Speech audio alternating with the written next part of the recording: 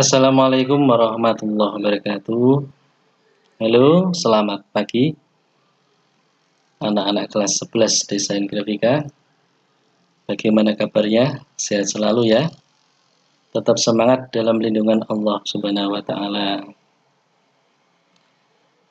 Sebelum saya mulai, perkenalkan, nama saya Pak Ahmad Widodo, alamat Besito sendiri, belakang SMK.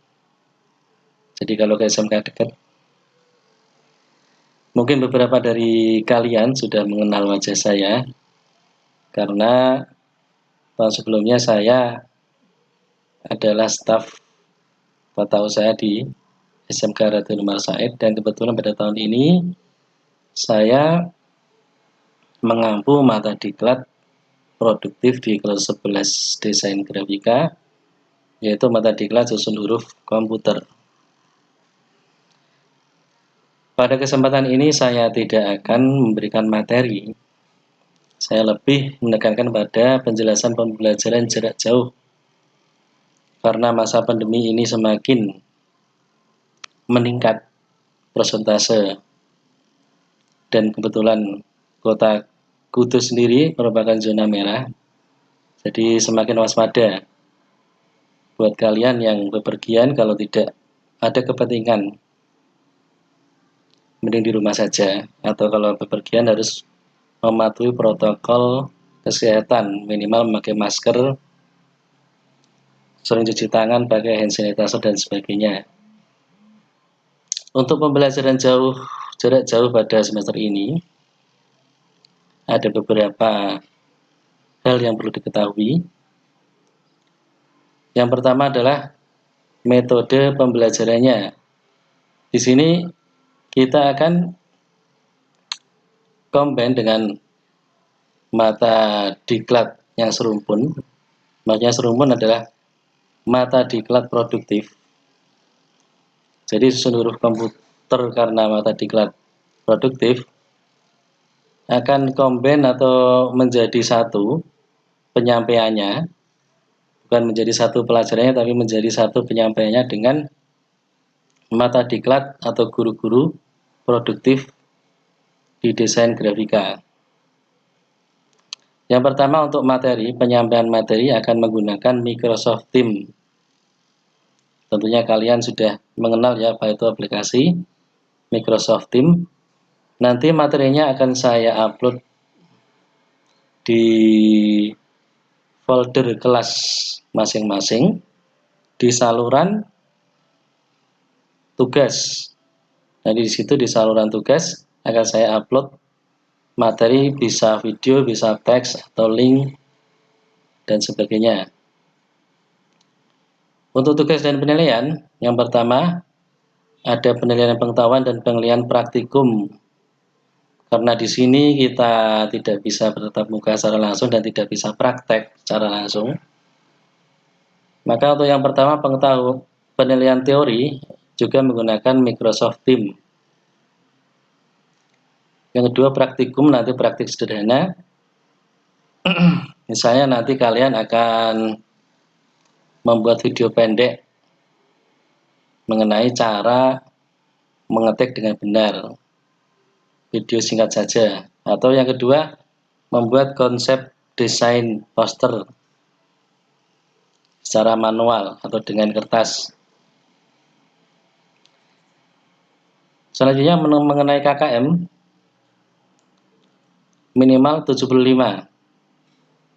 Akan saya beri nilai KKM apabila tugas dikumpulkan dengan tepat waktu dan tidak absen atau tidak tanpa alasan 3 kali.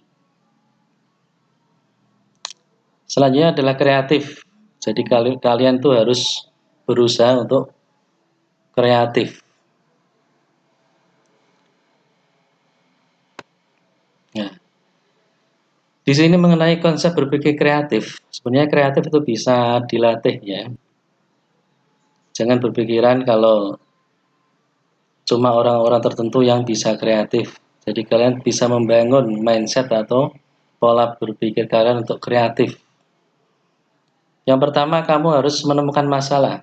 Misalnya di di lingkungan kalian ada beberapa masalah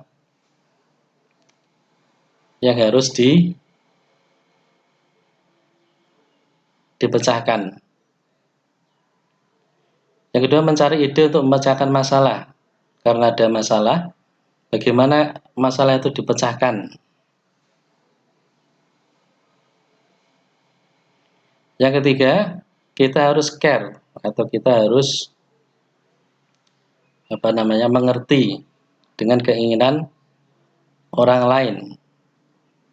Karena nantinya dalam desain grafika mempelajari lebih dalam mengenai UX atau user experience, di situ kita mengedepankan mengenai keinginan user, apa yang user inginkan, dan diterapkan dalam ide di desain kita. Yang keempat, ini yang terpenting dari 4 komponen itu adalah ide dituangkan dengan konsep yang menarik. Jadi kreatif itu pasti identik dengan kata yang menarik.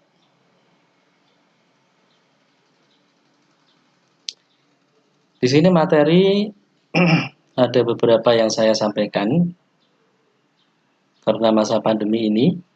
Jadi ada beberapa materi yang penting yang harus saya sampaikan dahulu. Yang pertama adalah pengenalan tipe setting atau fungsi jari. Bagaimana kalian nanti mengetik dengan jari secara benar. Itu nanti kalian rencananya akan dibuat video pendek tugasnya. Yang kedua adalah anatomi huruf, pengenalan huruf atau keluarga huruf. Yang ketiga yang paling penting dia aplikatif penggunaan huruf dalam desain grafis. Jadi aplikasinya nanti gimana? Pemilihan font atau pemilihan huruf dalam poster atau flyer itu gimana?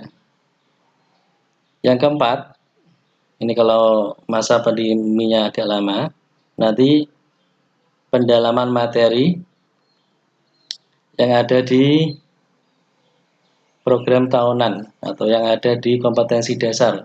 Di sini sebenarnya ada banyak sekali kompetensi dasar yang akan saya sampaikan, tapi karena tidak bisa bertatap muka secara langsung, jadi ada beberapa kompetensi dasar saja yang disampaikan melalui PJJ atau melalui pembelajaran daring. Yang terakhir, latihlah kalian untuk selalu berpikir kreatif. Coba kalian mencari sebuah problem, kalian pecahkan dengan ide-ide kreatif kalian. Yang kedua, selalu jaga imun, jaga jarak, utamakan kesehatan dengan mematuhi protokol kesehatan di masa pandemi. Yang ketiga, ini adalah sebuah slogan atau jargon yang saya buat sendiri. Let's build our mindset into user experience, not a private experience. Karena nanti kalian memang akan mendalami mengenai user experience, jadi mindset kalian harus berlatih untuk mempunyai pola pikir user experience atau pola pikir untuk bagaimana kita mengerti kebutuhan orang lain dan diterapkan dalam karya kita atau desain kita. Saya kira cukup sekian. Assalamualaikum warahmatullahi wabarakatuh.